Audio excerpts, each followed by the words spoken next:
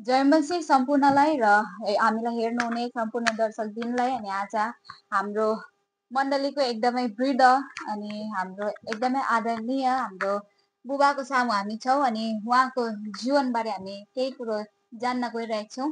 अनि म यो प्रश्न उहाँलाई सोध्न चाहे।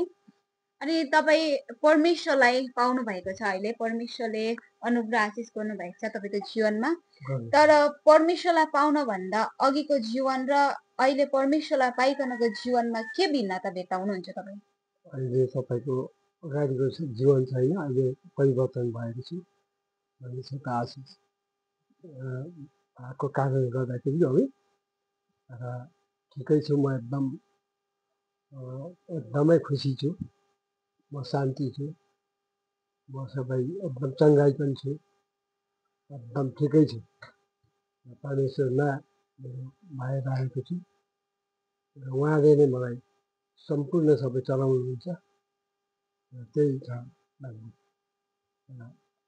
अब अरू त मैले के भन्नु, परमेश्वरमै विश्वास छ सम्पूर्ण। अब उहाँ नै हो जीवनदाता, प्रभु यीशु